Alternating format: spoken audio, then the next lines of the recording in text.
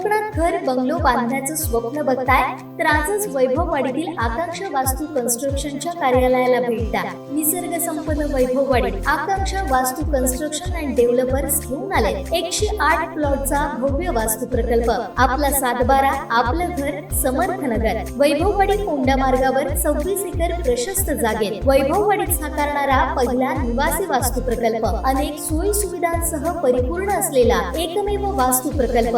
आपल्या सातबारावर नोंदवा तुमच्या हक्काचं घर. समर्थ नगर. तुमच्या स्वप्नातलं घर आता प्रत्यक्षात उतरणार. आजच आमच्या साईटला भेट द्या. संपर्क गंगाधर केळकर 9175 40 67 64 94 22 39 46 25 आणि राजेश कुरसंगे 8850 14 11 67. होऊ दे चर्चा कार्यक्रमावेळी शिवसेना ठाकरे गटाचे जिल्हा प्रमुख संदेश पारकर यांनी सत्ताधाऱ्यांवरती जोरदार टीका केली. यावेळी कणकवली विधानसभेत शिवसेनेचा आमदार निवडून आणण्यासाठी शिवसैनिकांनी आतापासूनच कामाला लागावं असं आवाहन देखील त्यांनी केलंय. पाहूयात. गेली 9 वर्ष या भारतीय जनता पार्टीनं या देशाच्या जनतेमध्ये निव्वळ धुळफेक करण्याचा प्रयत्न हा सुरू ठेवलेला. भारतीय जनता पार्टीचा इतिहास हा जनतेच्या फसवणुकीचा. भारतीय जनता पार्टीच्या नेत्यांची जी वक्तव्य आहे ही अतिशय बेताल आहे आणि मोदी शहांच्या नेतृत्वाखाली या देशामध्ये भारतीय जनता पार्टी अहंकारी वृत्तीकडे त्या ठिकाणी वाटचाल करते. आणि म्हणून या सगळ्याचा जो उद्रेक आहे देशातल्या जनतेमध्ये ही सर्वसामान्य माणसाची भूमिका, त्याच्या मनामध्ये असलेले प्रश्न आहे, त्याच्या या प्रश्नांच्या संदर्भामध्ये असलेली जी चर्चा ही खऱ्या अर्थानं चर्चा ही लोकांपर्यंत त्या ठिकाणी गेली पाहिजे. कारण गेली 9 वर्ष ही सत्ता हातामध्ये देऊन जी अनेक आश्वासनांच्या घोषणा ज्या भारतीय जनता पार्टीने मोदींच्या नेतृत्वाखाली या देशामध्ये केल्या त्या कुठलीही घोषणा ही त्या ठिकाणी पूर्ण झालेली. आपण पाहिलं की तुम्हाला ज्यावेळी 2014च्या निवडणुकीमध्ये सांगितलं गेलं की प्रत्येकाच्या खात्यामध्ये 15 लाख रुपये त्या ठिकाणी येतील. दरवर्षी 2 करोड लोकांना त्या ठिकाणी नोकऱ्या मिळतील. म्हणजे एकीकडे बेरोजगारीवर, महागाईवर अनेक त्या ठिकाणी आश्वासनं त्या भारतीय जनता पार्टीच्या नेत्यांनी दिली. पण आज कुठलंही आश्वासन त्या ठिकाणी पूर्ण झालेलं नाही. अनेक नेत्यांनी आपल्या भाषणातनं हे विचार मांडले की त्या काय 2014ची महागाई, आताची महागाई याच्यामधला त्या ठिकाणी असलेला फरक, 66 रुपये मिळणारे पेट्रोल आज 110 वर त्या ठिकाणी गेलेला, 50-52 रुपयाचा डिझेल आज 100 रुपयावर त्या ठिकाणी गेलेला. तो घरगुती गॅस आहे, सिलेंडर आहे, हा 400 रुपयावरनं आता 1200 रुपयापर्यंत गेलेला. आणि म्हणून अशा प्रकारचे जे काही जुमले, ज्या काही फसव्या घोषणा या भारतीय जनता पार्टीनं त्या ठिकाणी केल्या आणि काही ना काही सातत्यानं म्हणजे आभासी वातावरण तयार करायचं. जसे आपण गणपतीच्या काळामध्ये एखाद्या नकली सजावट करतो आणि त्या ठिकाणी कुठंतरी ते वास्तव आहे असं जनतेसमोर मांडण्याचा प्रयत्न त्या ठिकाणी केला. आणि अशा काही घोषणा म्हणजे 9 वर्ष झाली असतील आणि 900च्या वर त्या ठिकाणी घोषणा झालेली.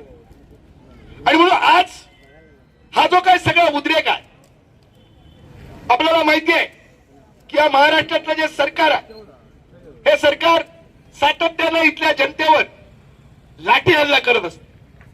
आपल्या महाराष्ट्राला जी संत परंपरा आहे, आळंदीमध्ये वारकरी संप्रदायावर लाठी हल्ला करण्याचं काम या राज्य सरकारनं त्या ठिकाणी केलं.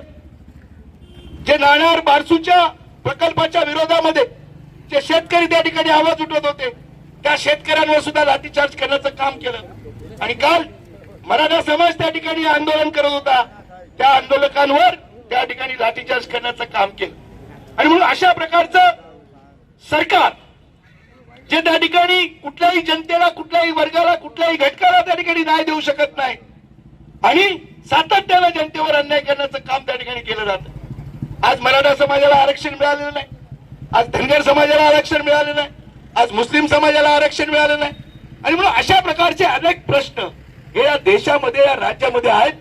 मी आपल्याला सांगतो, शेतकरी हा सुद्धा त्या ठिकाणी अडचणीमध्ये आहे. या देशामध्ये कायदा करण्याचं काम या पंतप्रधान मोदी यांनी त्यांच्या सरकारने केलं, पण सातत्यानं या कायद्याच्या विरोधामध्ये अनेक शेतकरी देशामध्ये त्या ठिकाणी उपोषणाला बसले. शेकडो दिवस अनेक महिने त्या ठिकाणी उपोषणाला बसले. त्या आंदोलकांवर त्या ठिकाणी त्यांना चिरडण्याचं काम, त्यांचं आंदोलन दाबण्याचं काम या सरकारने केलं. पण शेवटी जनतेच्या पुढे त्या ठिकाणी कोणी मोठा नसतो. एवढा आवाज त्या ठिकाणी उद्रेक झाला. तो कायदा, काळा कायदा, क्रूर कायदा शेतकऱ्यांच्या बाबतीतला हा त्या ठिकाणी मागे घ्यावा लागला. ही त्या ठिकाणी वस्तुस्थिती आहे. मी जास्त वेळ घेणार नाही, पण जे काही या देशामध्ये राज्यामध्ये सुरू आहे याचा कुठेतरी विचार मंथन व्हायला हवं. ज्या पद्धतीनं या देशामध्ये स्त्रियांवर अत्याचार होत आहे, मणिपूर सारखं राज्य जे भाजप शासित आहे त्या राज्यामध्ये तिथल्या महिलांना नग्न करून त्या महिलांची धिंड केली जाते, त्यांच्यावर अत्याचार केला जातो, त्यांच्यावर बलात्कार केले जातात. लाखो महिला या त्या ठिकाणी तिकडे गायब आहे. आणि अशा प्रकारचा एक देशाला काळीमा लावण्याचं काम या मणिपूरच्या या सगळ्या घटनेतनं त्या ठिकाणी केलं. पण या देशाच्या पंतप्रधानाला त्या ठिकाणी त्या मणिपूरमध्ये जाऊन त्या राज्याची भेट घ्यावी आणि तिथल्या लोकांना त्या ठिकाणी शांतता प्रस्थापित करण्याचं काम सुद्धा मोदींनी त्या ठिकाणी केलेलं. आणि म्हणून अशा प्रकारचे अनेक प्रश्न या देशामध्ये कुस्तीपटू ज्यांचा विनयभंग झाला, ज्यांच्यावर अत्याचार झाला, भाजपच्या खासदारांनी ते कृत्य केलं, त्या सुद्धा त्या ठिकाणी शेकडो काही महिने त्या ठिकाणी आंदोलनाला बसल्या होत्या. ते सुद्धा आंदोलन चिरडण्याचं काम या भारतीय जनता पार्टीच्या या नेतृत्वाने केलं. आणि म्हणून सगळीकडे असंतोष आहे. या संपूर्ण राज्यभरामध्ये या सगळ्या बाबतीचा असंतोष आहे. आणि म्हणून कुठेतरी ह्या प्रश्नाला वाचा फोडण्यासाठी, ही चर्चा कुठेतरी या राज्यामध्ये या मतदारसंघामध्ये होण्यासाठी हा प्रयत्न शिवसेनेच्या वतीनं आपण केलेला आहे. खरं तर हा प्रयत्न यशस्वी झाला. काल वैभव नाईकांच्या नेतृत्वाखाली, गुरुनाथजी खोत साहेबांच्या बोरकरांच्या नेतृत्वाखाली ज्यावेळी मालवण तालुक्यामध्ये होऊ दे चर्चा, विचारा प्रश्न आंदोलन झालं, हा प्रश्न ही सभा झाली, त्यावेळी हे जे काय राणे समर्थक आहेत, ही जी काय राणे भाजप आहे, ही राणे भाजप त्या ठिकाणी विरोधामध्ये आली. पण आमचा आमदार वैभव नाईक हा डगमगलेला नाही. त्यांनी त्याला चॅलेंज दिलं, हिंमत असेल तर तुम्ही समोरासमोर या, माझ्याबरोबर चर्चा करा. ही हिंमत मात्र या भाडोत्री कुत्र्यांची झालेली नाही. आणि म्हणून आज या वैभववाडीच्या शहरामध्ये सुद्धा तोच प्रयत्न, तोच दहशतीचा प्रयत्न, तोच गुंडगिरीचा प्रयत्न या ठिकाणी सुरू आहे.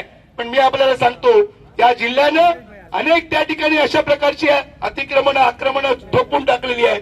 अनेक लोकांनी त्याग केलेला आहे, अनेक लोकांनी बलिदान दिलेलं आहे. श्रीधर नाईकांची हत्या त्या ठिकाणी या प्रवृत्तीच्या विरोधामध्ये झाली, सत्यविजय भिसेंची हत्या झाली.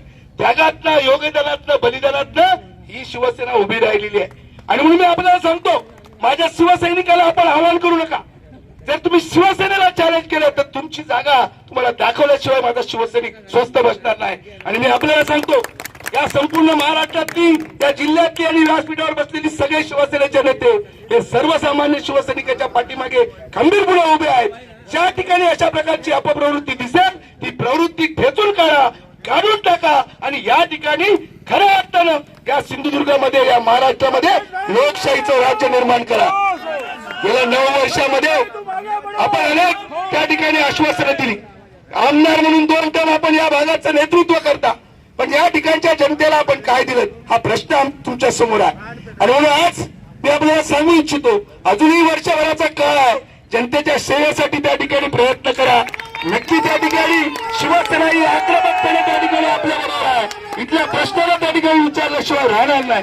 आज या जिल्ह्याचं एक डॅशिंग नेतृत्व आमदार वैभव नाईकांच्या रूपाने या ठिकाणी उपस्थित आहे. मी वैभव नाईकांचं कौतुक याच्यासाठीच करतो.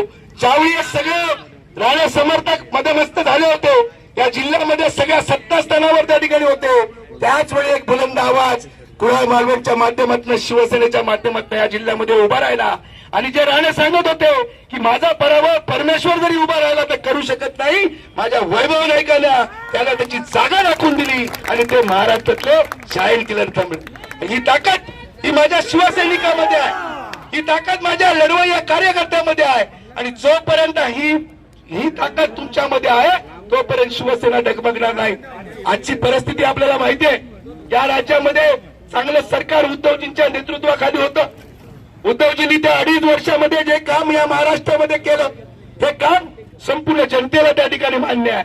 लोकप्रिय मुख्यमंत्री म्हणून या देशामध्ये ज्यावेळी मुख्यमंत्र्यांची, उद्धवजींची गणना झाली, आणि त्यांनी कोरोनाचा काळ असेल सगळ्या क्षेत्रामध्ये एक भरीव काम त्यांनी उभं केलं आणि म्हणून आज या सगळ्या नेतृत्वाला चॅलेंज करण्याचं काम, त्यांना पदावरून खाली उतरवण्याचं काम या सगळ्या भारतीय जनता पार्टी आणि राणे भाजपच्या कार्यकर्त्यांनी त्या नेत्यांनी केलेलं आहे.